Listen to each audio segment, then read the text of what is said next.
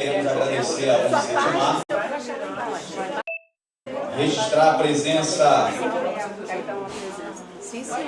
do nosso coordenador da Casa dos Conselhos, está aí presente, vai ficar com a gente durante todo o dia, Secretaria Municipal de Educação, através do Núcleo de Educação Inclusiva, Secretaria de Assistência Social e Direitos Humanos, Secretaria de Saúde, Secretaria da Mulher, da Igualdade Racial e Direitos Humanos, Conselho Tutelar, Procuradoria e o Centro de Referência em Atendimento à Mulher.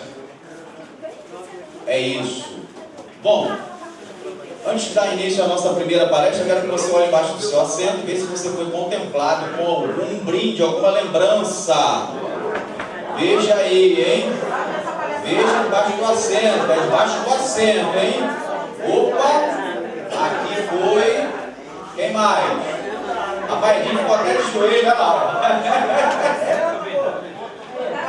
Quem foi contemplado? Levanta o brinde aí. Muito bem. Muito bem. Olha, se você foi contemplado com este livro, conta a história da nossa querida cidade, além da cidade do Dedo de Deus, tá? Aqui conta a história da nossa cidade, uma leitura fantástica. Lembrando que o Dedo de Deus não pertence a Teresópolis, pertence a Guapimirim. Toda essa serra que vocês estão vendo aí, ouviram pelas imagens, é Guapimirim, ok? Se você foi contemplado com esse bloco de notas, ó, você, no seu dia a dia, coloca aí no seu coach aí, ó, para você tomar nota. E recebeu, alguns receberam também uma cobertura. Cadê? Tem uma laranja. Olha lá, isso, tem um laranjinho frio, certo?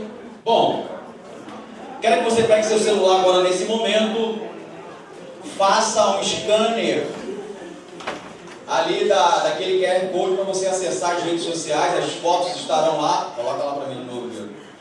QR Code do Lobzec. É a rede social aí da Secretaria de Segurança, ok? Bom, sem mais delongas, eu quero chamar aqui para honrar São Francisco de Itabapoana. São quantas pessoas tem aí de São Francisco de Itabapoana? Vocês dois? Quero honrá-los pela distância percorrida.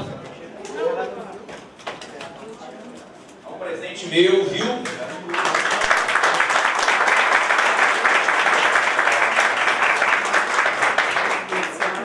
Para honrar, eu sei o quanto é difícil viajar, já viajei muito por aí de ônibus, a pé, para me capacitar, viu? Parabéns para vocês. Receba com carinho, viu? Essa lembrança. Bom, sem mais delongas. Não, última vez aqui, senão minha coordenadora me puxa a orelha. Dentro da sua pastinha, quando você fez o credenciamento, você recebeu lá vários documentos, né? Sobre a programação, dentre os quais a ficha de avaliação da capacitação. Isso aqui é muito importante para a gente, ok? Não deixe de preencher, pode deixar aqui comigo, tá? Porque a partir dessa ficha de avaliação a gente vai agregando valores para os próximos encontros, melhorando sempre, tá bom?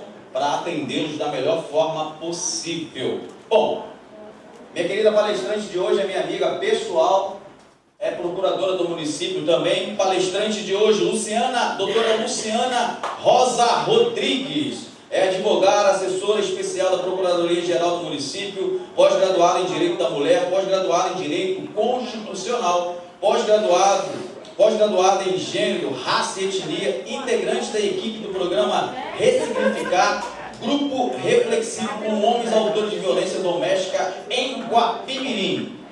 A convido agora para proferir sua palestra com o tema Grupos Reflexivos do Trabalho com Homens Autores de Violência Doméstica na perspectiva e responsabilização da prevenção à reincidência. Com vocês, minha querida amiga, doutora Luciana Rosa.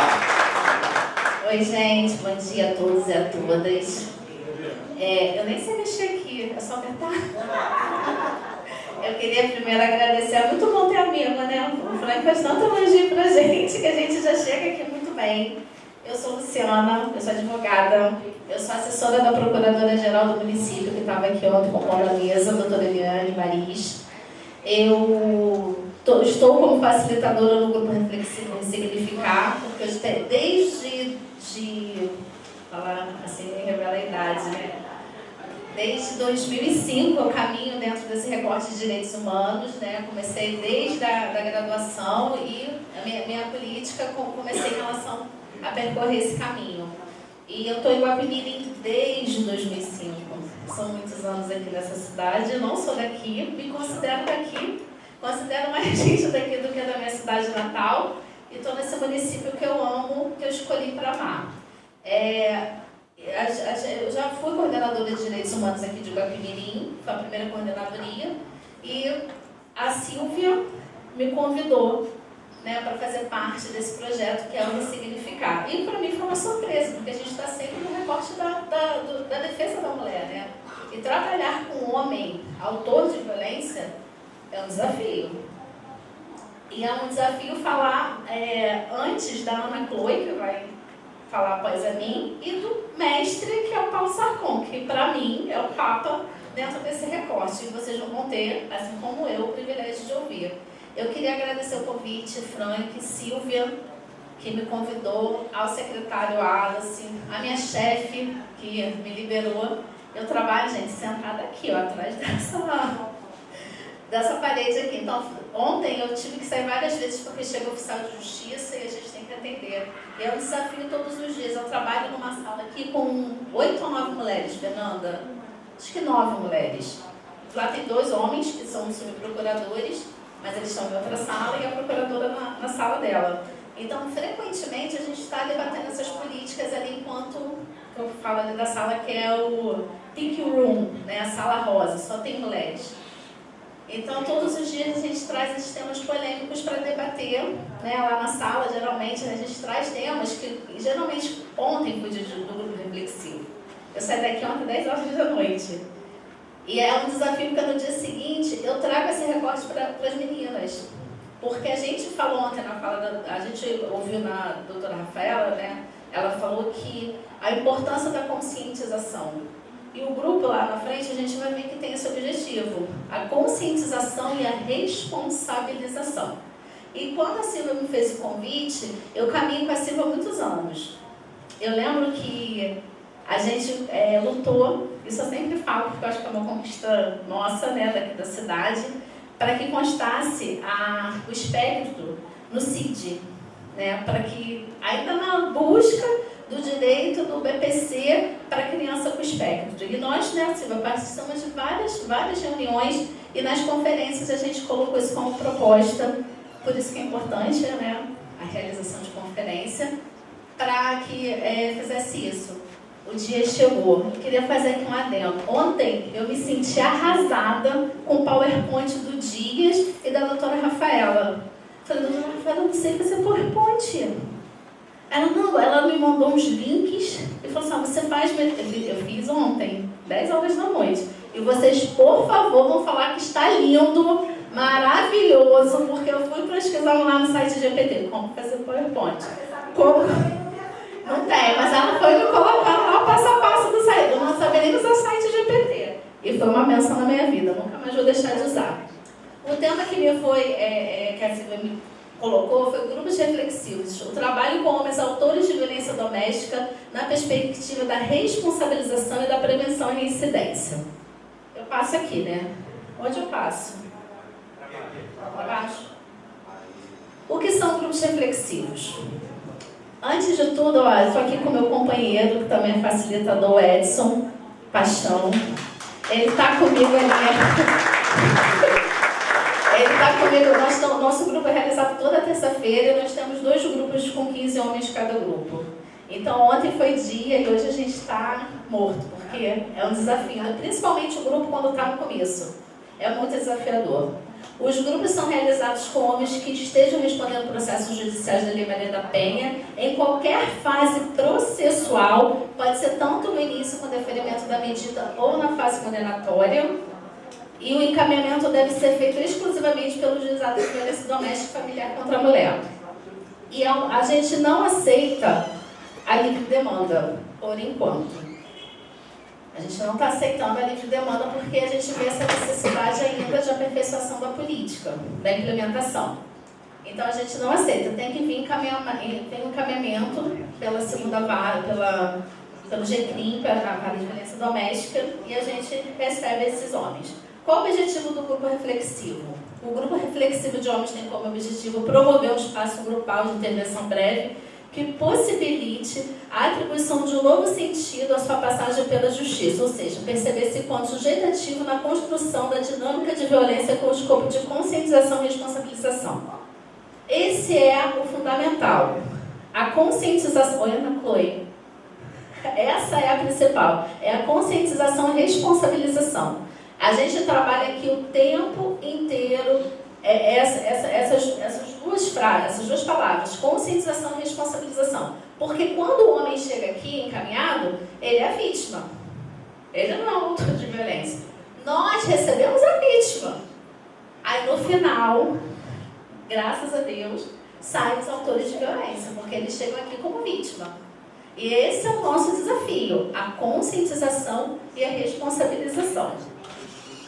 Como surgiu, né, os grupos reflexivos? A gente tem que vir antes da Lei Maria da Penha, 1240. Nós temos no Rio de Janeiro...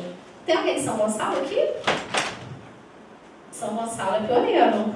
O GCRIM de São Gonçalo, antes de 2006, já fazia os grupos com os homens por livre demanda. Com o aumento da demanda de violência, viu a necessidade da criação de grupos para homens, só que era uma livre demanda. Então, tinha pouca participação. Mas São Gonçalo é o pioneiro e começou, depois de um tempo, ter resultado. Depois desse resultado de São Gonçalo, Caxias, o Paulo Sarcon, que vai vir aqui mais tarde, viu esse trabalho, implantou em Caxias e criou centros de referência para o homem. Então, essas são antes da Lei Maria da Penha. Já tem esse trabalho anterior, não é uma novidade o trabalho com homens. Na época era trabalho com os homens agressores. A terminologia mudou, porque são autores de violência, até por conta da conquista da política, né? A gente não usa o termo agressores, são autores de violência. E aí lá no artigo 35 da Lei Maria da Penha falou: a União, distritos, estados e os municípios poderão criar e promover, no limite das respectivas competências, centros de educação e de reabilitação para os agressores. Aí esse aqui, com a implementação da lei, foi um grande problema, porque a gente não tinha um norte. E principalmente no termo do grupo reflexivo de reabilitação e reeducação de agressores. A gente não tinha, e aí a Secretaria de Política Nacional para as Mulheres, aqui no Rio de Janeiro, juntamente com o Ministério Público e Defensoria e o Judiciário, criaram, né, uma orientação, um documento da CEGEM, orientando que os grupos reflexivos não seriam de reabilitação e de reeducação, seria um grupo de participação. A gente não tem um cunho terapêutico. Quem precisa de acompanhamento, nós fazemos encaminhamento para o CAPS, para saúde, para qualquer outro. A gente não faz esse tratamento, é um grupo reflexivo. E às vezes as pessoas têm essa ideia do homem, o homem chega aqui com essa ideia: ah, mas eu estou aqui por quê? Né? Eu vou me reabilitar, Não, você vai aqui participar de uma reflexão. Muitos homens precisam, tá, de encaminhamento e muitos não aceitam. A grande maioria não aceita, mas no final, né, nós temos 10 encontros. Então, lá 10 para o final, ele já vem a necessidade, às vezes, de um acompanhamento psicológico ou psiquiátrico. O artigo 45 alterou a lei de execução penal, o artigo 152, e colocou lá no parágrafo único: nos casos de violência doméstica contra a mulher, o juiz poderá determinar o comparecimento obrigatório do agressor ao programa de recuperação e reeducação. A mesma palavra, reeducar e reabilitar. A gente no grupo não faz isso. Porque, apesar de termos psicóloga, esse não é o objetivo do grupo. É um grupo de reflexão. A gente traz uma conscientização e uma responsabilização para evitar o quê? A reincidência. Aí no ano de 2020, porque tinha um lapso temporal muito grande entre o fato e a condenação, que a participação se dava da condenação. Em 2020, a Lei 13.984 permitiu qualquer fase processual. Então, por isso que tem pessoas que já saem com a medida com participação. E a gente hoje vê aqui até nos grupos que algumas pessoas deixam de frequentar porque foram absolvidos, né? Não conseguiram. Esse último grupo, né, a gente viu até bastante, uns 5, né?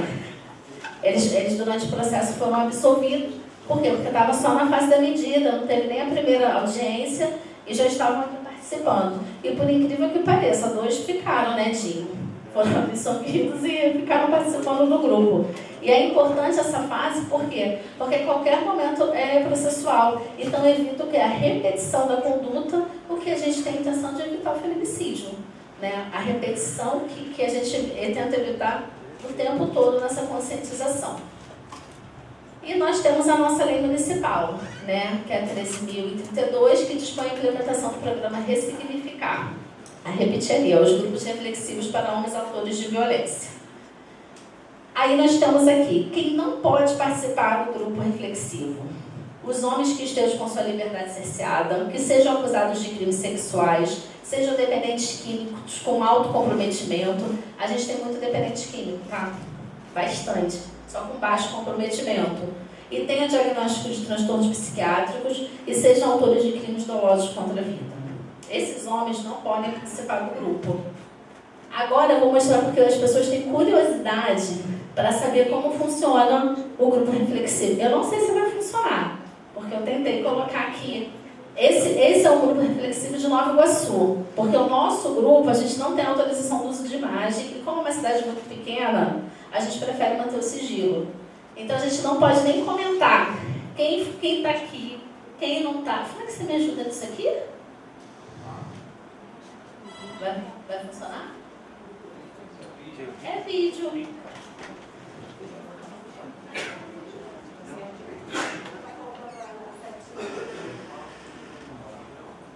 Gente, eu errei.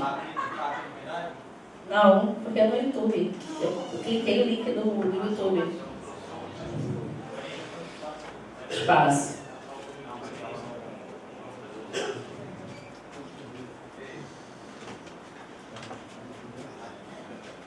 Eu não sei, não é que eu não trouxe, eu não sei, né? Eu tentei, eu fui lá pelo site GPT e pelo que me orientaram. Você gosta de falar, você não gosta de recurso, né? Não gosto de recurso, não. Meu recurso é a fala, né? Advogado é um problema. Eu sigo com a fala. Mas esse grupo a gente tem aqui. Quando a gente recebe esses homens, eles ficam extremamente vitimizados. E nós fazemos sempre a pergunta, por que você está aqui? Eu não vou lembrar o nome. Eles falam assim, eu estou aqui por causa da minha mulher. Eu estou aqui por causa da minha namorada, eu estou aqui por causa da minha tia, eu estou aqui por causa da minha prima. E nós hoje já recebemos homens que cometeram violência doméstica contra filhas, né? E também hoje no CREAS existem jovens cumprindo medida socioeducativa, não participam de grupos reflexivos, mas já cumprem medida socioeducativa por crime de violência doméstica. Não, gente, tentei, vocês vão ficar curiosos. Essa é uma das mulheres que eu também admiro muito, que é a Joelma, e ela tem esse trabalho de sucesso lá em Nova Iguaçu. E nesse vídeo, ela inicia geralmente com essa fala: por que você está aqui? Por conta da minha mulher, porque ela me provocou. Oi, Gabi, porque ela usou uma roupa curta, porque sempre uma desculpa. Então esses homens chegam aqui completamente transtornados, eles chegam e eles precisam falar. E o nosso grande desafio é ouvir. É ouvir o homem. Porque primeiro que a gente está numa cidade pequena. Talvez as cidades dos senhores também sejam pequenas. Então a gente conhece a realidade de muitas pessoas. E a gente sabe daquela situação. Minha chefe, a doutora Eliane Mariz, procuradora do município, maravilhosa. E a gente tem essa situação em deixar ele falar. E quando a gente deixa ele falar, no início eu ficava assim, né, Dinho? Eu era assim, gente, mas fala os 3, 4 primeiros grupos, eles falam a mesma coisa o grupo inteiro. Só que eles precisam falar. E a gente precisa ouvir, para depois a gente falar e eles vão ouvir. E eles escutam. E a gente tem várias histórias aqui. E uma delas, que me chamou a atenção, foi a última, que foi a marcante, porque a gente conversava sobre o participante, que a gente estava vendo que ele era um potencial feminicida. E o que me chama muita atenção nos participantes é o extremismo religioso. Eu vou arriscar aqui que 70% a 80% dos homens que participam do nosso grupo frequentam igrejas cristãs. Isso me assusta muito, porque eles vêm com esse discurso, né, de submissão, que a mulher tem que obedecer, que hoje a mulher está perdendo o rumo. E essa pessoa era muito extremista. E a gente já estava conversando, ao ponto de conversar sobre a situação dele. E no final, já faltando 2 ou 3 grupos, a gente sempre conversando, você não quer um encaminhamento? Talvez você precise de uma ajuda profissional. Ele não, porque eu creio em Deus.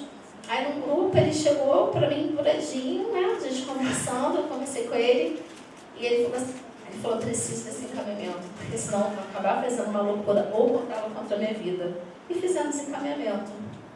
E graças a Deus ele está lá caminhando, a gente não tem ainda nenhuma notícia de reincidência dele, nem violenta na prática. Então, para a gente, o nosso objetivo está sendo alcançado, que é a não reincidência, que é o alvo do programa Ressignificar, é a prevenção da reincidência. Porque a gente tem uma briga política do feminismo, né?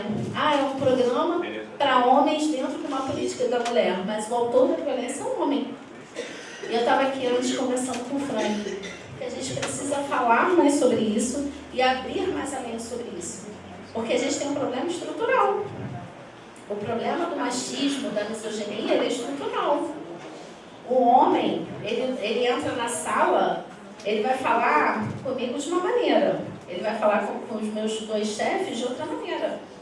E ontem a gente estava conversando isso com a juíza. A gente sente isso todos os dias. Quando é uma mulher, o homem se dirige para a mulher numa soberba, uma prepotência, uma altivez, uma arrogância. Chega um homem. Posso falar aqui, essa mesma pessoa do problema psiquiátrico que a gente estava vendo, que é o potencial feminicida, ele estava um dia alterado. Nós ligamos para a guarda municipal. Pedimos ajuda. Aí veio aquele grandão, não sei o nome dele, e sentou do lado, acho que eu não lembro, sentou assim, aqui, né? O grupo tem sido aqui, porque o local que a gente está em reforma. Aí ele sentou perto.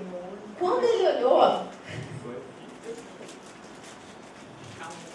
eu falei, você não quer falar mais nada não? Não, já estou bem. Não, mas você pode falar, o que você estava falando? Continua falando. Ele, não. Por quê? Porque chegou um homem maior que ele, e que poderia detê-la a qualquer momento. Enquanto estávamos nós aqui, ele estava totalmente alterado, agressivo, até com os outros colegas também que estavam vendo essa situação. E às vezes a gente fala, esse seu colega que está aí é um exemplo do que você não deve ser. Eu estava conversando com o Frank, que a gente ensina aqui, né? A gente comenta aqui coisa básica. Olha, hoje você não ajuda a sua esposa. E o Frank tem uma rotina, né, que me segue lá nas redes sociais, que mostra ele compartilhando as tarefas de casa junto com a esposa. A gente pega homens aqui que falam, o Edinho está aqui, está falando assim, teve um que falou assim, eu nunca vou fazer isso. Eu nunca vou lavar uma louça. Isso é obrigação da mulher. Mas a sua mulher trabalha, mas a obrigação é dela. O mundo, eles ainda falam assim, o mundo é assim. Essas mulheres que querem revolucionar e fazer o contrário. Aí no final a gente estava falando com ele, falou assim, a sua missão aqui vai ser no final, você trazer um vídeo lavando uma louça. A sua missão aqui é só essa, né, Diego? Aí ele, não, a sua missão aqui é essa, porque isso não vai te fazer menos homem. Porque o que tá é o homem se sentir, de certa forma, feminalizado. Isso é coisa de mulher, eu não vou fazer. Né? Não, você vai fazer. No final, ele foi do primeiro grupo. No final, ele falou assim, olha, eu lavei a louça. Cadê o vídeo? O vídeo eu não fiz, mas está aqui, eu fiz. Pode conversar com a minha esposa e eu vou tentar melhorar. E eu vou falar uma coisa pra você. A violência dele não era nem contra a esposa dele. Era com um problema com a tia. Ele veio com uma briga com a tia. E é esse o nosso cotidiano dentro do grupo reflexivo. E eu quero agora ver se outro vídeo... Gente, eu espero que outro vídeo passe. Que agora eu falei de quem não pode participar. Quem pode participar? Tá ótimo. Acabou o meu... Acho que eu preciso fazer um curso de PowerPoint. Não, acho que tem mais, não foi todos, não?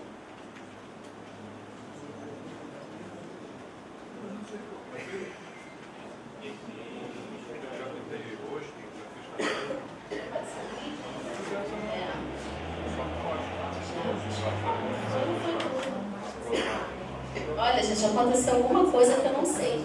O próximo vídeo que eu ia passar é um que eu estava comentando com... Acabou. Eu prometo fazer um curso de PowerPoint.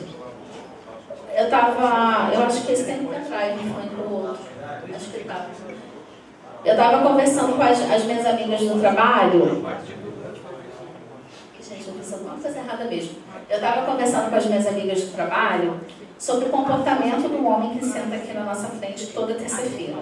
E aí, na segunda-feira, eu cheguei, minhas amigas estão aqui, minha chefe, eu passei um vídeo lá na sala. Um café com teu pai. É um cara que até então me mandaram esse vídeo, um cara na internet. Eu não sei quem é, mas me mandaram esse vídeo. E no domingo, quando eu recebi esse vídeo, eu mandei vídeo para vários homens, amigos meus, e para várias mulheres. E aí, eu perguntei assim, o que você acha desse vídeo? O cara, no vídeo, ele é um influenciador. E ele fala assim, se você engravidou e escolheu mal, a culpa é sua. Você que escolheu errado o filho do seu pai. Não adianta você cobrar nada do filho que você escolheu para o seu pai. E a fala dele é essa. Aí eu mandei para os meninos, uns amigos meus, eu falei, o que você acha desse vídeo? Esse vídeo está certo. A mulher, a mãe é quem cria, a mãe é quem fica, mãe é quem cuida. E aí as mulheres, a maioria falava assim, olha, esse vídeo é totalmente preconceituoso. Por isso que existe o abandono. Mas por trás desse vídeo, existe o machismo e a misoginia que a gente combate todo dia. Quem senta aqui são esses homens com essa fala. São os homens que abandonam os filhos. E todo o grupo a gente fala a importância da paternidade.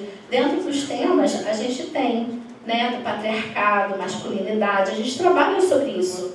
Porque a gente fala sobre isso, mas a sociedade é estrutural. E ele falando, ele ainda se colocou uma mulher do lado dele, corroborando tudo que ele estava falando. E por trás disso tinha algo muito sério que a gente tem que combater, que é a violência contra a mulher. E eu passei isso, depois eu falei assim, o que vocês acham, minhas meninas? Que absurdo! Eu falei assim, é um absurdo, porque é uma violência contra a mulher.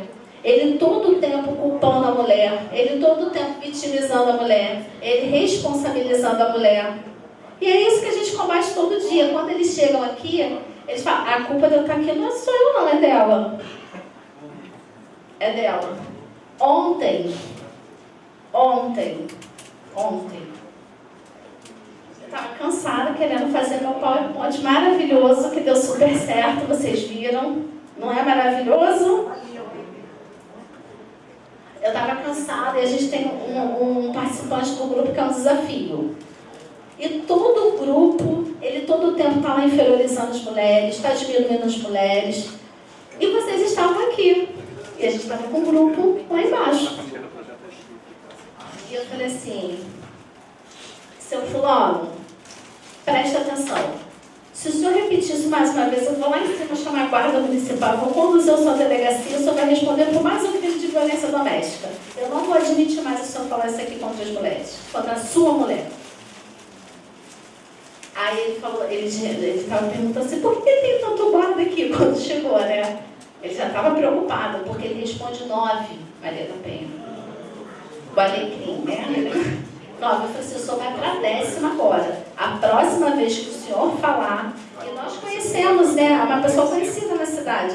A próxima vez que o senhor falar, eu vou lá em cima, eu vou chamar a guarda, o senhor vai ser conduzido para a delegacia e vai responder, mas não ia fazer isso não. Mas foi uma benção, né, Edinho? Aí eu falei assim, Edinho, acho que eu alterei. Edinho, não, você fez muito bem, porque eu todo o tempo assim, e alguém precisa falar a verdade para ele. Alguém precisa falar a verdade para esses homens. E se for uma outra, como a doutora Rafaela falou, fala para um amigo. Para um amigo sumiu tudo, gente. Ah. Eu vou jogar um negócio ali, a senhora vai falar em cima que é a mesma coisa que você queria falar. Vai. Ai, meu Deus. Aí, ó.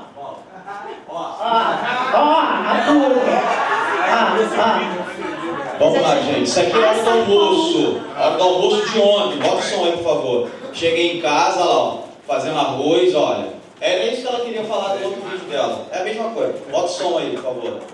É a mesma coisa. É a mesma coisa. E aí? Ah, lá em cima, no ícone lá. Lá no ícone. É a mesma coisa que ela queria falar. E aí, nesse vídeo eu falo assim, olha, estou tendo o privilégio de trabalhar hoje ao lado da minha casa. No intervalo do almoço de 1 hora, eu vim em casa e estou fazendo o meu almoço. Isso não me diminui. Era isso que ela queria falar. Além do almoço gostoso que eu fiz, ainda lavei a vasilha toda. Ó, bola lá. Vê lá o ó. Passa o olho. Homens do lá, ó. Hoje eu estou tendo o privilégio de trabalhar hoje, no dia de hoje, do lado da minha casa. Moro do lado da Prefeitura Velha, então pertinho. Hoje estou com o mestre cerimonial do 4º encontro estadual de guardas municipais. É uma capacitação que está tendo acerca da Lei Maria da Penha, de conscientização, mobilização, arcabouços jurídicos, enfim. E vim em casa rapidamente para preparar minha comida. Sim, preparar minha comida, como do lado aí, você viu aí no story anterior. E aí, o que acontece? Eu sou homem, pai de 3 filhos, faixa preta de jiu-jitsu, enfim, um monte de coisa. Eu sou homem, mas eu faço as coisas do lar, eu participo, eu contribuo, eu tenho as minhas tarefas do lar, e isso não me diminui por ser homem. É sobre isso, ó. Vai, Matos, mata! Vou passar. Era uma salva de palmas para você.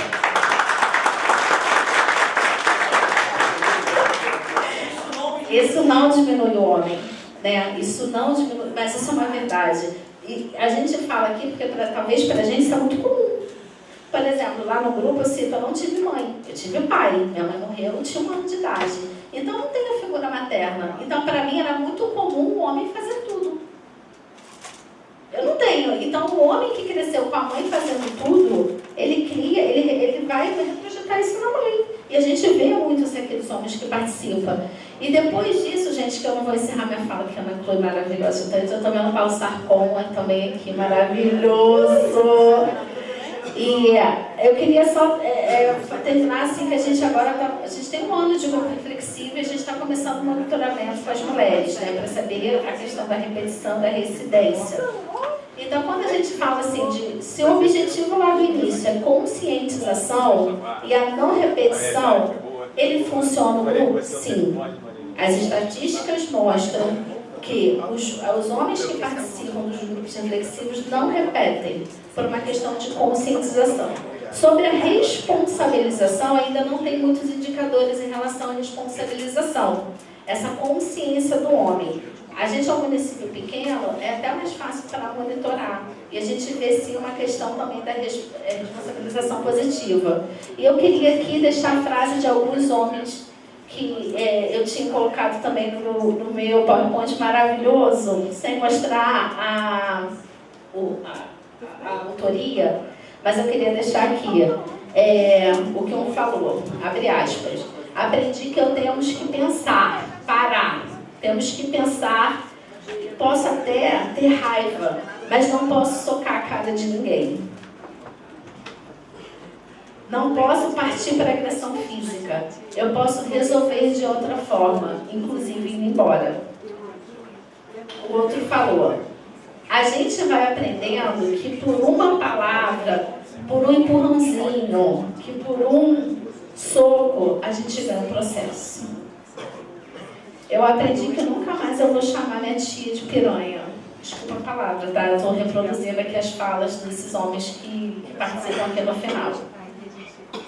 A Lei Maria da Penha, outro homem, a Lei Maria da Penha veio para dar um susto nos homens.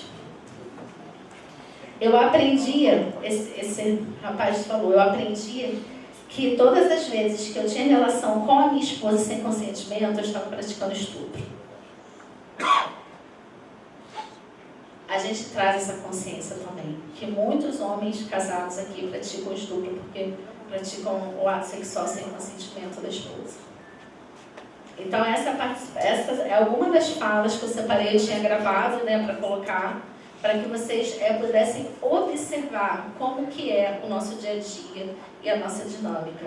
A gente conta muito com a participação de política pública mesmo, para efetivar esse serviço, para ampliar. A gente tem trabalhado aqui toda terça-feira com todo amor mesmo à implantação da política, para que tenham esses resultados.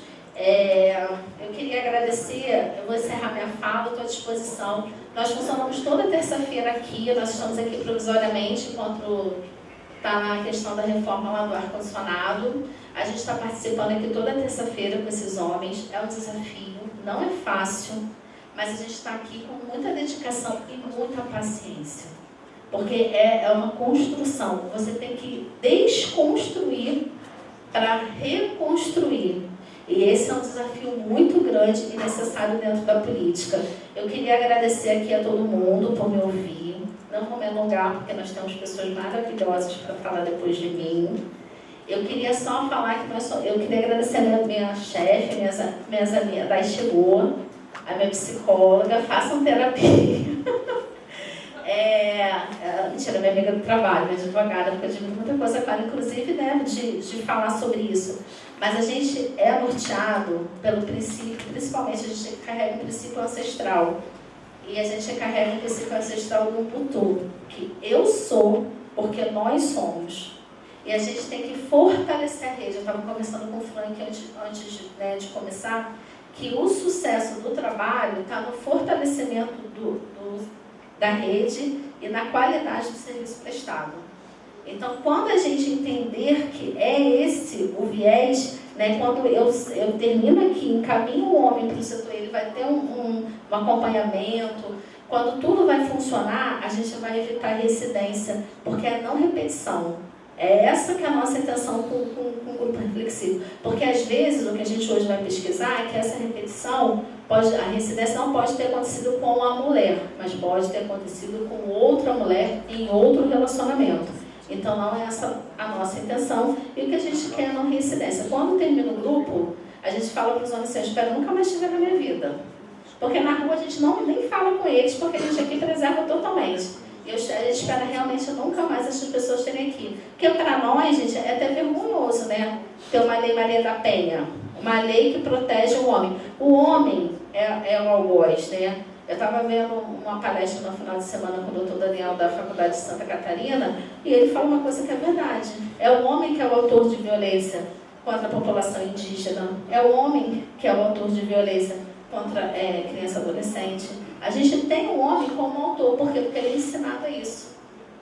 Então, por isso que é importante o papel de você fazer o homem refletir que existem questões que são estruturais que podem ser desconstruídas totalmente. E é difícil. Sabe por quê? Um homem que eu estava falando com o Frank, né? O Frank estava falando, eu cresci vendo meu pai, meu padrasto bater na minha madrasta. Mas existe uma coisa na psicologia, que eu não vou te falar com muita, a pessoa que apanha muito do pai, ele entende a carícia negativa, né? Aquilo é um ato de amor. E o homem vai reproduzir isso, né? Porque se a minha mãe me amava tanto e me batia, eu vou reproduzir isso. E a menina, ela vai procurar um relacionamento com o homem agressor. É a carícia negativa. E a gente tem muitos casos aqui. Ontem a gente falou sobre isso no grupo. E tem um participante que falou assim, gente, eu amava quando meu pai me batia, porque era uma forma que ele, não falou Edinho, ele me dava atenção quando ele me batia. É a carícia negativa. É a violência como forma de amor. Isso a gente tem que falar que não é amor. A gente teve um participante aqui também que chamou a atenção que ele mudou para um lugar e ele falou assim, olha, o meu vizinho perdeu a esposa e ele está espancando as filhas. que a filha está até com o rosto machucado, inchado. Eu posso trazer ele aqui porque ele tem que entender, assim como eu, que isso é violência doméstica. Porque a gente que foi criado apanhando, a gente acha que isso é bom e não é. E é esse o pensamento dos homens que participam aqui. Que bater, às vezes, é um ato de amor. Que a mulher não pode usar roupa curta. Eu só dei um empurrãozinho nela, ela caiu da laje. Esse o pensamento. Então é contra isso que a gente está aqui todo dia, toda terça-feira trabalhando com paciência, com insistência e com disponibilidade, porque tem que ter. E não é pouca, eu agradeço. Eu queria falar desse princípio, eu queria agradecer a todo mundo, principalmente minhas amigas da minha sala, que me aturam todos os dias, que suportam quando eu reclamo que deixou a cozinha suja. Mas assim, a gente está lá todos os dias, a minha chefe é muito trabalho, mas a gente também tem um comprometimento com a política, né? E a gente está aqui todos os dias à disposição dos senhores para o que deve. Agradecer a Frank, meu amigo, a Silvia pela confiança, pela caminhada. Muito obrigada. Elogio meu importante. Sarcon está aqui? Não. Vou convidar o Paulo Sarcon, então, para fazer a entrega do certificado e o nosso kit de lembrança para a querida doutora. Ela que falou tanto no início da palestra de Vossa Senhoria. E para a gente é um prazer tê-lo aqui, viu?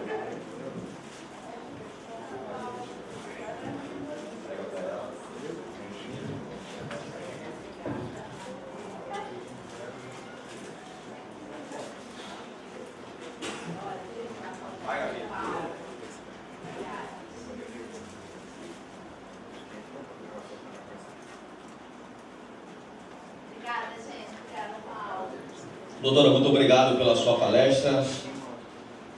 Agradecer também pela permissão, né, de eu fazer essa interferência na sua palestra. Bom, sem mais delongas, quero convidar aqui a nossa próxima palestrante, doutora Ana Chloe, psicóloga, diretora-geral da Saúde Mental do município de Guapimirim, professora da Unifeso.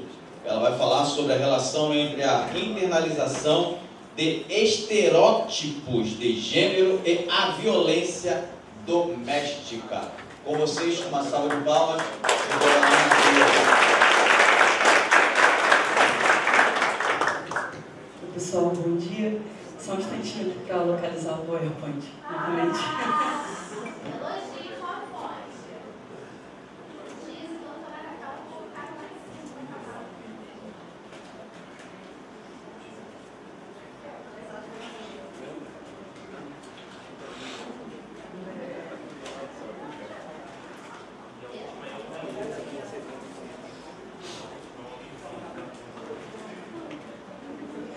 Bem,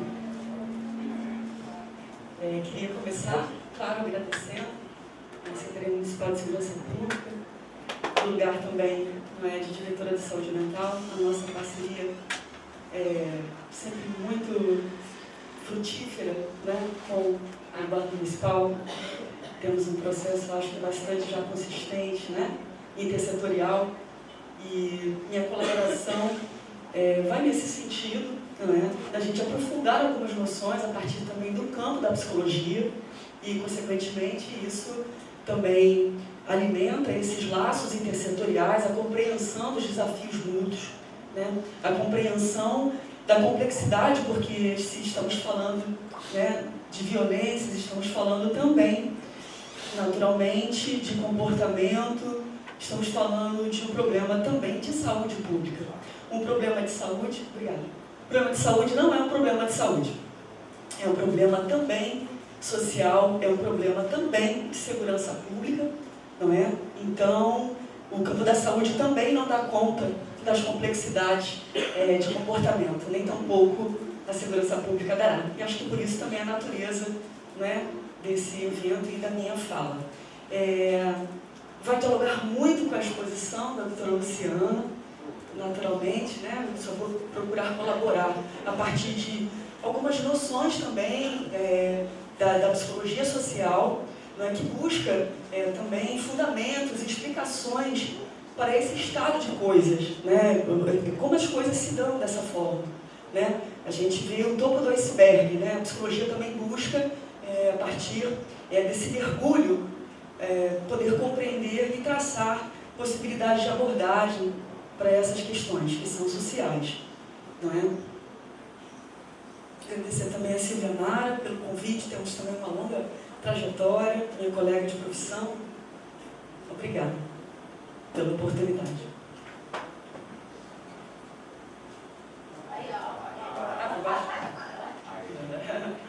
Bem, então, como eu estava dizendo, a gente vai olhar... Sim.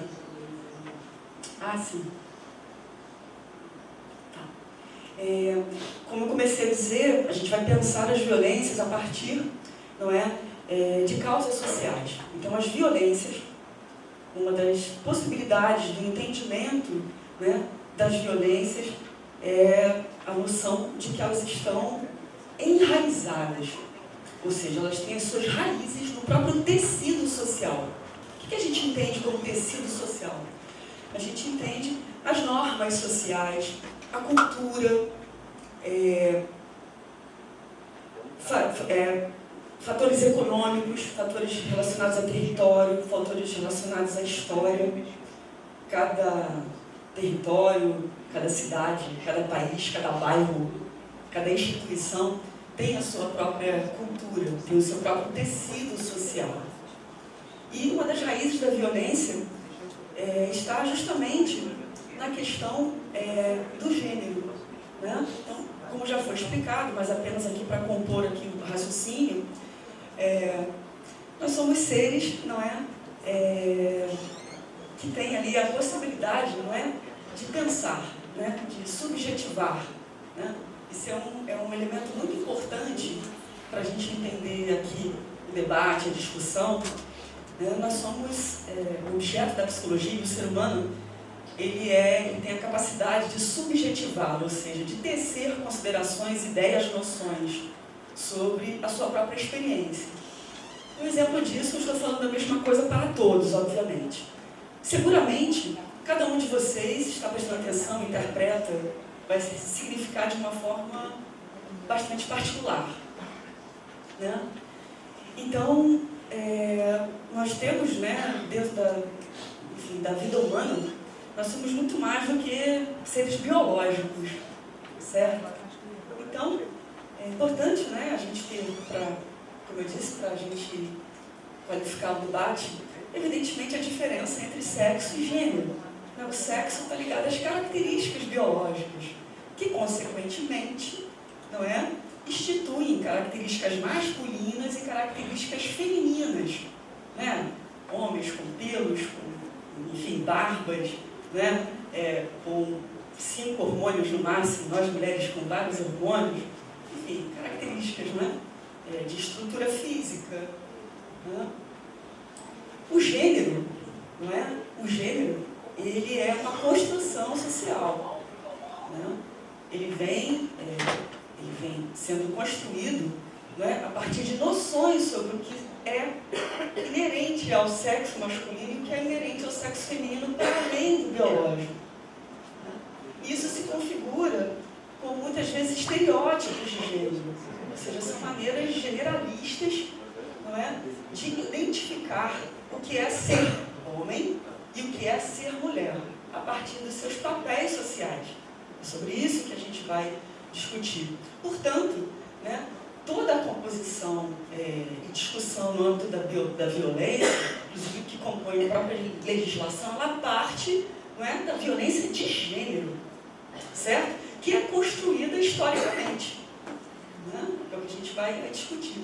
Então a gente vai precisar passar por essas noções para entender as representações sociais da violência e os elementos também comportamentais das pessoas em situação de violência. E dos agressores, que eu entendi que não são agressores, aprendi depois, né, que são autores, né, das violências. Então, como eu disse, o sexo diz respeito às características biológicas e anatômicas associadas ao sexo é binário, obviamente masculino ou feminino. Né? A definição de gênero por essa autora socióloga é muito usada.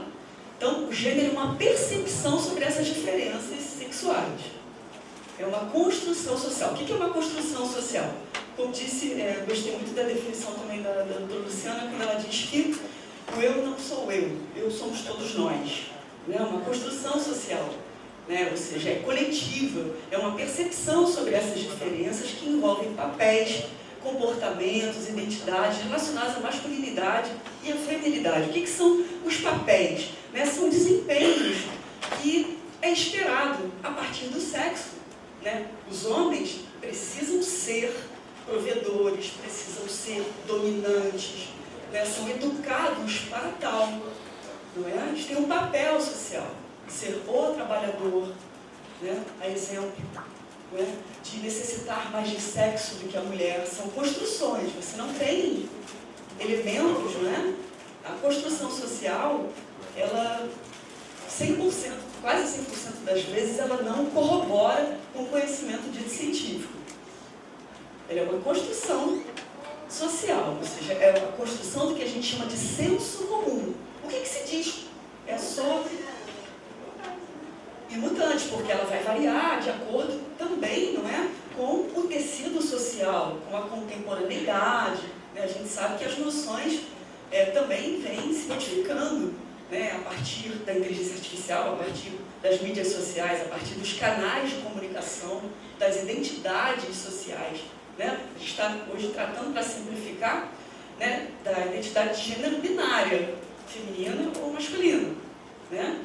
Mas a gente tem, claro, uma profusão de possibilidades dessa identificação de gênero, que se sobrepõe muito ao gênero, ao tipo biológico, ao sexo biológico. Né? Essa construção, essas identidades, né, a feminilidade, a masculinidade, ela produz significados para essas diferenças, como eu disse. Inclusive, o que é um problema, as diferenças hierárquicas. Certo? Então, as masculinidades, o gênero masculino tem uma diferença hierárquica. Ele está na cadeia alimentar, ele está no topo dessa cadeia. Né? Isso gera toda uma diferenciação social que se espelha, inclusive, nas relações de trabalho, né? Nas relações de salário, né? Nas relações de posição social. Né? Então, fundamentalmente, essas noções de gênero, né? Feminino e masculino, elas moldam essas relações de poder e de organização social. Então, o que estamos tratando aqui diz respeito à forma como a nossa sociedade se organiza em relação à masculinidade e à feminilidade e suas consequências. Uma delas, a saber, são as violências. Né? Eu acho que a gente partir assim, dessa perspectiva para eu poder, né, a gente poder contribuir com o debate. Ou seja, então, entendendo que a masculinidade e a feminilidade são construções que vão além do sexo biológico. Entendendo-se que meninos se comportam de determinada maneira, meninas se comportam de outra maneira. Né?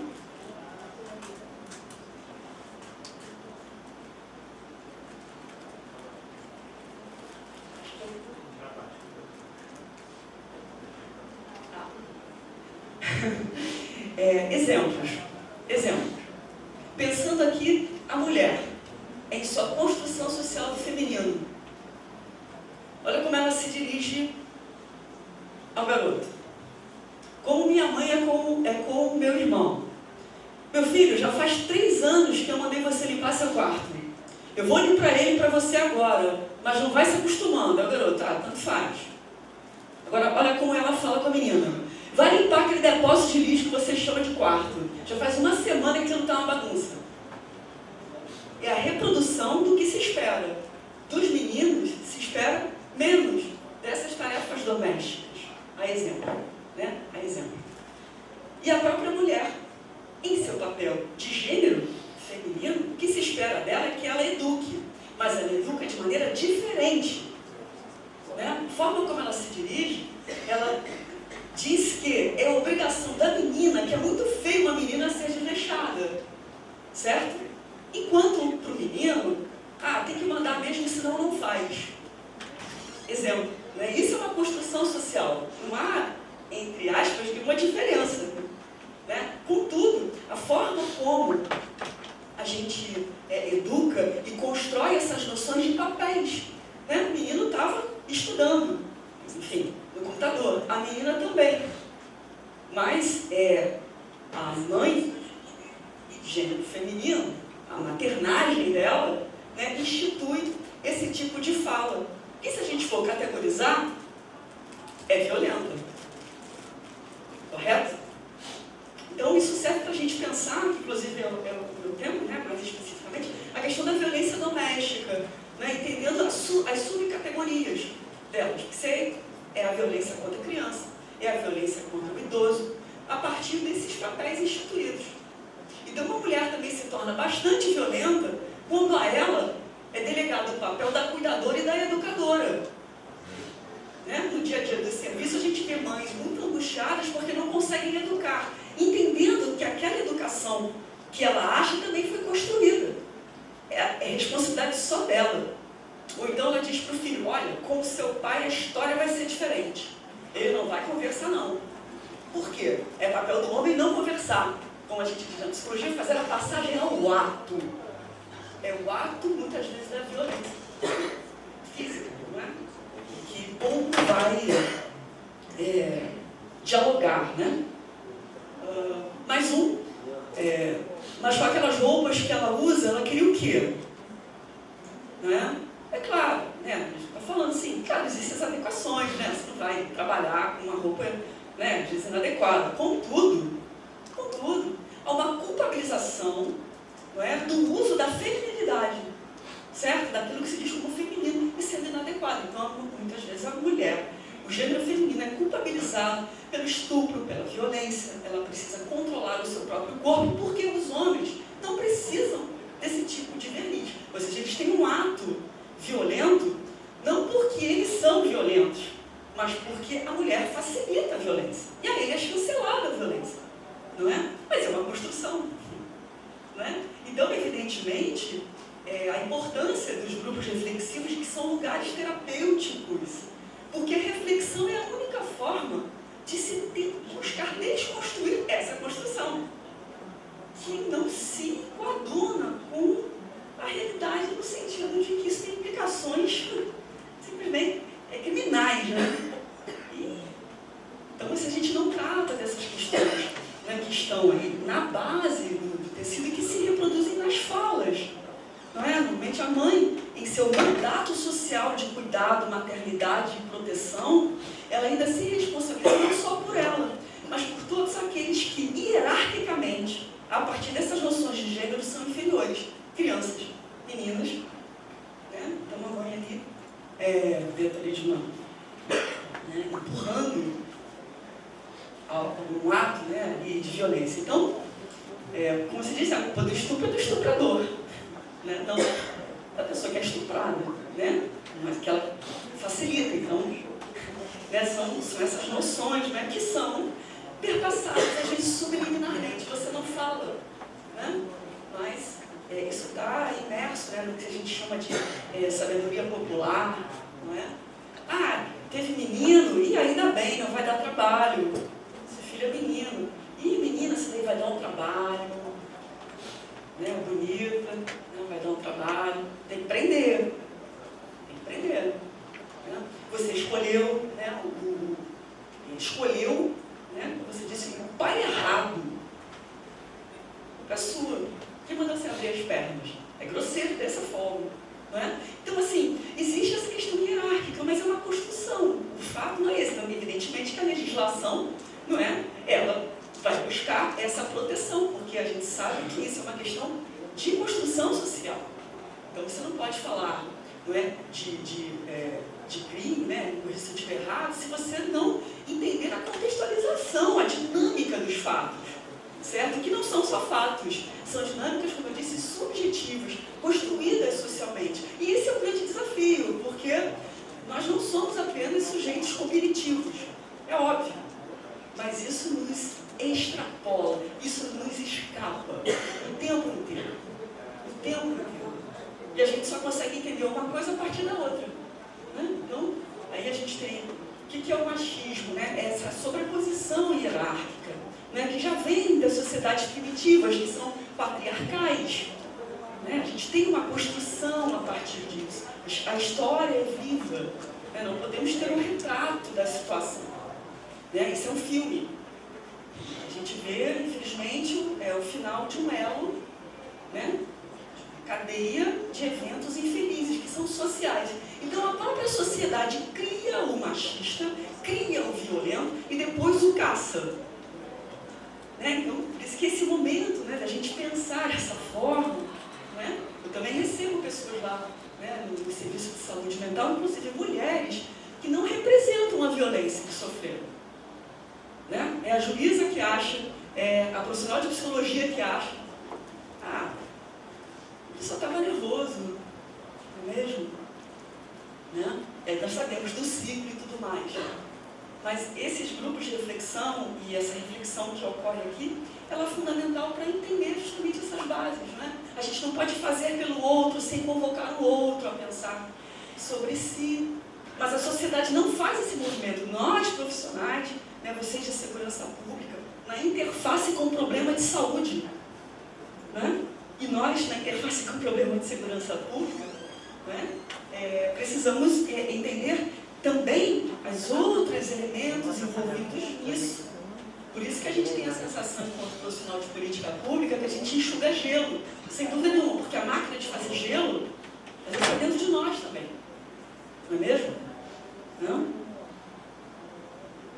Então, as violências, elas têm uma dimensão, né, simbólica, né? Ela é construída. O que é simbólico? São essas construções de pensamento, de ideias sobre algo, né, de senso comum, ou seja, naturalizado. Né? E aí isso se chama estereotipia. Né? O que é um estereótipo? É algo automático, é algo previsível, é algo que não é estranhável, não causa nenhum estranhamento. Né? O estereótipo enfim, pensando essas diferenças de papéis, o mandato social da mulher é cuidar, o mandato social da mulher é frequentar os serviços de saúde mental, é ser patologizada, né? Estar de TPM, certo? Estar impaciente, não sei porquê, né? Essa é a sua lição mesmo. Aí as mulheres se ressentem, porque eu não sou mãe, porque, né, não tenho vontade de ser mãe. Isso lhe causa estranhamento, né? Porque o estereótipo social do feminino é a maternidade, a maternagem, o acúmulo de funções de trabalho. Né? Isso é algo que está posto. Isso se chama estereotipia. Né? Eu vou dar a mesma resposta para situações que são diferentes. Está sendo exigida uma outra resposta sua, mas você diz a mesma coisa. Isso é um comportamento o quê? Disfuncional. Não é? Eu falo A para você, você me responde B. Por quê? Porque eu aprendi assim. Eu não consigo reconhecer. Eu preciso dar uma outra resposta àquele problema. E por isso a importância dessas discussões mais aprofundadas. Porque assim, senão a gente enfim, continua apenas como único mecanismo, e daí a evolução da própria Lei Maria da Penha, o único mecanismo para se reprimir, porque não é suficiente. O ser humano escapa a si mesmo, como a gente diz na psicologia. Né? Psicologia não é engenharia. Não é porque você diz que obviamente você compreende, mas quando você vê, você tem um ato, uma fala, né, em função dessas representações. Então, as estereotipias de gênero geram a violência. Só estou dando outro nome aos bois, né? Já falamos sobre isso, mas é importante, porque o nome disso é um padrão. Né? O que é um padrão? É uma repetição. E aí, a ideia, a própria lei, a aplicação da lei é para tentar interromper a repetição. Mas ela está ali, viva, se refazendo a todo tempo. Então, é importante que entendamos que não é um problema de saúde pública, não é um problema da segurança pública, não é? Ela está enraizada, né? E a gente alimenta essa máquina. Então, na verdade, toda violência ela é então simbólica. A partir do que se pensa, do que se constrói socialmente, a gente tem todas as subcategorias. Então, se a gente fala assim, violência psicológica, todas são. É preciso alguém que pense, né? É preciso alguém que age. Né? Então, entendendo que essa questão, né? Essa violência simbólica, às vezes ela não é percebida também. Como eu falei, assim, ninguém acorda de manhã e fala assim, hoje eu vou ser violento. Ninguém. Mas, a partir do raciocínio que a gente está tendo aqui das estereotipias, isso é automático. né? Isso simplesmente acontece. E aí tem uma cumplicidade tácita, onde o sujeito não reconhece que é autor, nem a vítima se reconhece como tal. Por isso, é muito importante, quando a gente discute casos e estamos aí nesses processos eventualmente que temos, assim, mais formais como o de hoje, né? A gente falar sobre essas questões, é muito importante a gente entender os desafios também mútuos, né? Então, às vezes vocês trabalham num caso e na hora a mulher retrocede, certo? É extremamente frustrante. Ela retrocede por quê? Né? O que é a construção social desse retrocesso? Na hora que ela gosta de apanhar. Não tem vergonha, é fraca. É fraca. Pois é, não sabemos as outras possibilidades simbólicas, não é? Ela pode estar realmente afogada dentro desses papéis de gênero. Ela pode depender desse agressor, né? Desse sujeito agente da violência. Vai ser ela que muitas vezes vai ter que sair da própria casa, mudar a própria vida, sair desse papel, não é? De cuidadora, de do lar. Qual o problema dela amar a casa dela? Nenhum, né? Mas é ela que precisa fazer todo esse movimento, né? Por isso que nós temos, né, no âmbito, por exemplo, do CRAM, todo esse tempo para a mulher. Né? Então, a gente vai, né, a partir de um outro lugar, poder talvez ser um pouco mais objetivo, né? E menos implicado, nesse sentido assim, de ficar frustrado, porque a gente espera isso, porque eu estou falando, a gente está falando aqui de construções de gênero, não é mesmo? De estereotipia. Então, se você desconstrói porque houve um ato, ou a possibilidade de, então a gente trabalha com isso. Então, é exatamente o que ocorre quando há ali, num determinado momento, uma hesitação, um possível arrependimento, certo? Né? Por isso que é processual, né? A possível retirada da medida protetiva, agora tem audiência, né? Então, tudo isso para buscar dar conta desses processos que são psíquicos, que são emocionais, né? Do que está em jogo. Ele é um bom pai, pelo menos, certo? Ele é um péssimo marido, mas ele é bom pai, né? Aí a pessoa chega lá no serviço chorando, porque o menino está chorando em casa, porque o filho está chorando, porque ele morre de saudade do pai. Então, essas coisas todas a gente tem que ter um pingo de reflexão, né? Para poder abordar melhor e não sair também fazendo passagem ao ato. Vamos resolver. Não resolve assim. Não resolve. Não é? Então, eu acho que essa perspectiva a gente vê na nossa parceria também, né? Que temos aí sempre com a saúde mental, né? Em outros âmbitos, não é? Por isso a gente não tem mais manicômios para colocar as pessoas, nem colocar essas mulheres, não é? A coisa precisa ser processual e no entendimento, não é? De que, enfim, são experiências de vida, né? São vivências, e as pessoas têm uma questão, todos nós, dimensional, né? Tem outras dimensões, tem outras repercussões, né? Então, isso é algo que a gente, nas políticas públicas, estamos discutindo exatamente isso. Né? Entendendo que você dá de cara com uma cumplicidade tácita, com uma ameaça, como disse a doutora Luciana também citando, né? As modalidades de vínculo, né? Falando com uma linguagem mais psicológica, né? Muitas vezes a forma que a pessoa tem de se ver reconhecida é por meio da violência. Só a linguagem que eu entendo como sendo de importância emocional é uma linguagem de controle. Não, mas ele tem ciúme de mim. Então é porque eu importo. E essas coisas fazem um vínculo. Fazem um vínculo. Né? O agente da... É agente, né? O agente da... O autor de violências, né? Ele muitas vezes, né, fala assim, ele não tem controle emocional. Há casos e casos. Há muitos que têm. Mas ao invés de ele dar um murro no chefe, ele volta os canhões hierarquicamente para quem está abaixo dele. Isso é natural, né? Porque você quer o quê? Que eu perca o emprego? São as falas, né? Recebi um homem lá uma vez, né?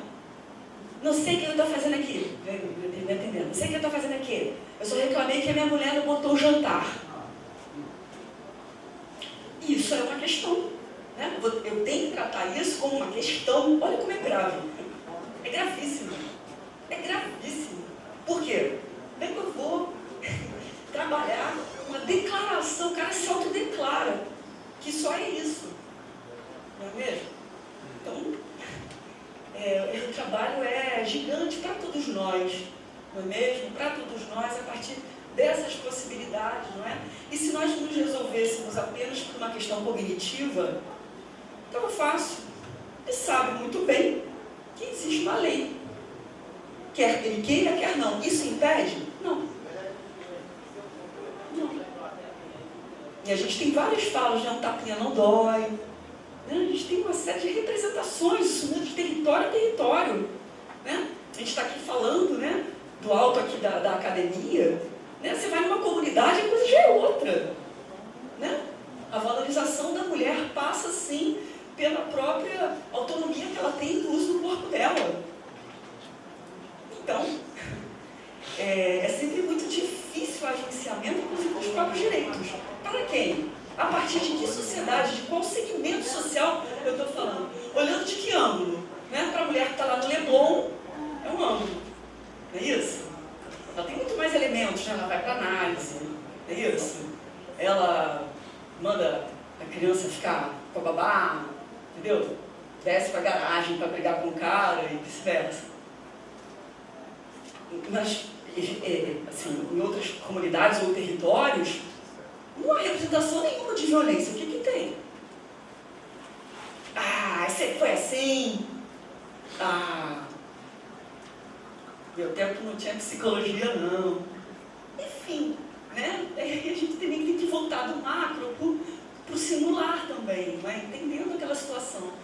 Mas é difícil. Eu também não tenho, assim, exatamente uma solução, né? A única possibilidade que temos é esse movimento, né? Desse entendimento do território, das noções, das particularidades e do ser humano como um todo, né? Que a gente não está lidando com engenharia. O cálculo não fechará facilmente, né? A sua intervenção ela não será linear com o resultado X porque eu fiz o que é correto e a lei diz. Se fosse assim, minha profissão nem existia, né? A nossa aqui, ela não existia, né? Então, alguns elementos comportamentais, né, que fazem parte ali da experiência, não é? Das pessoas em situação de violência: angústia, ansiedade, tensão, irritabilidade, ambivalência, ou seja, contradição. Eu quero, mas temo, certo? Vou e não vou, passa e não passa, né? Hesitação, medo, né? Vergonha, isolamento social, a negação. Todo mundo está vendo, mas a própria, ou o próprio, não é? Muito importante a gente não patologizar o sofrimento psíquico, né? Como bem disse, nem todas as pessoas em situação de violência ou agentes têm problemas psiquiátricos. Certo? Ah, isso é porque eu tenho depressão. Todo mundo tem depressão, né? Se diz que tem depressão, diagnóstico psiquiátrico. Certo? O Google, o ChatGPT vai falar 1000 coisas para você. Né? Então a gente tem essas representações também agora associadas à psicopatologia, que é um campo da medicina, né? E da psicologia. Mas as pessoas se intitulam como tal. Não é isso? Então, ainda tem essa questão, né? Então, nem todo mundo, evidentemente, tem um transtorno mental de fato. Porque ela tem uma experiência, né, de desesperança, né, uma experiência de irritabilidade, uma experiência de agressividade. Então, a gente também não pode. É uma construção social também, a patologização da vida.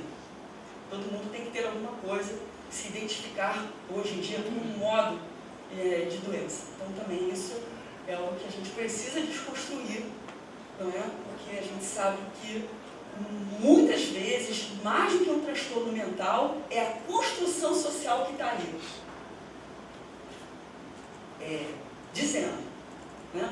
Os homens não acessam os serviços de saúde,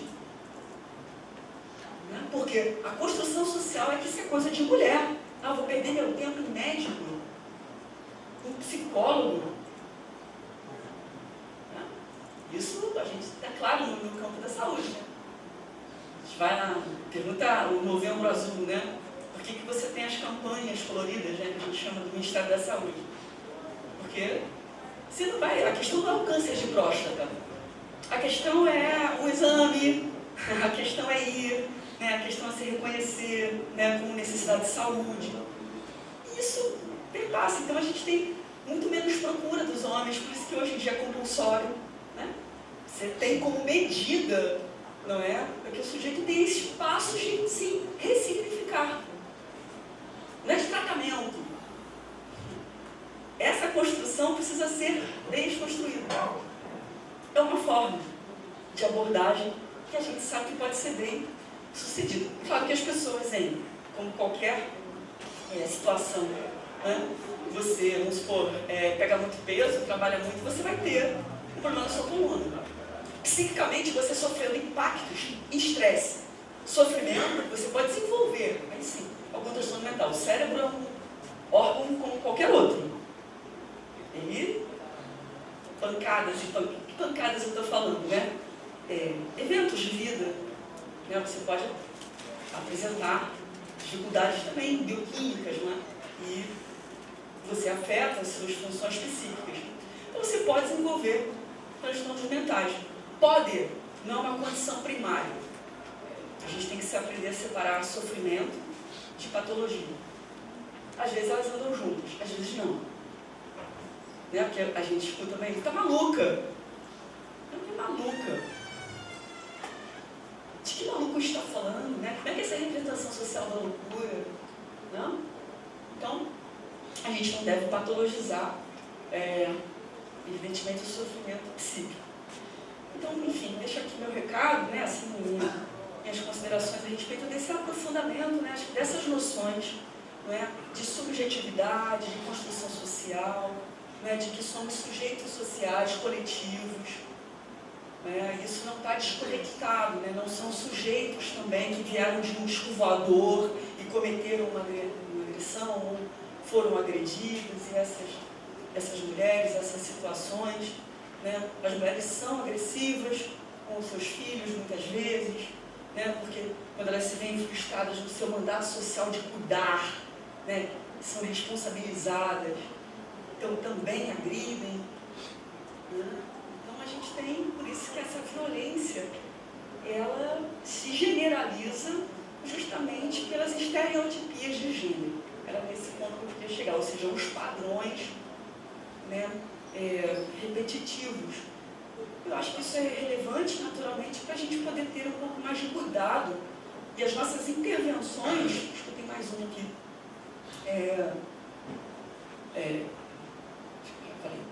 eu acho que as nossas intervenções, né, ela principalmente, né, para que a gente possa, devemos atuar como intercessores nesse ciclo. Né? Como é que a gente pode ser bloquear, né, dar uma barreira a isso? Por meio da nossa fala, da nossa conduta, da nossa percepção. Você consegue fazer um pouco mais dessa interferência. Muitas vezes, por isso que a questão dos grupos, a questão da ressignificação. Uma mulher vai ouvir uma outra mulher, não um psicólogo, vai falar com ela. Né? Porque eu preciso fazer com que também esse conhecimento, né, o conhecimento jurídico, legislativo, o conhecimento da psicologia, ele precisa ser veiculado. Não precisa ser psicólogo para fazer isso. Né? Precisa ser veiculado nesse sentido da nossa prática, da cotidianidade também dos nossos serviços, da nossa percepção. Da nossa percepção. Né? Então, a gente refletir também sobre esses determinantes sociais e simbólicos da violência, como a saúde. A gente tem, né, a violência também é um fato de saúde, aqui só para terminar, né, só para pensar esses determinantes sociais. Né? Tuberculose, por exemplo, vamos falar de saúde, nada a ver. Tuberculose. Né? A gente tem tratamento para tuberculose, obviamente, o tratamento é longo. Agora, ela tem uma prevalência em domicílios populosos, úmidos, má alimentação, alcoolismo. Má alimentação, alcoolismo, domicílios úmidos e cheios, né, bastante aglomerados, né, humanos, são questões sociais. Então, se a gente não volta um pouquinho, né, e vê a questão da habitação, e vê a questão, né, desses determinantes sociais, a gente tem menos possibilidade de atuação. Aí sim o gelo se transforma em iceberg, né, assim. Então, fica aí o recado para que a gente possa também. Gosto muito dessa imagem, né? Ela é bem ambígua, né? Bom, é isso. Espero que tenha conseguido colaborar aí com vocês.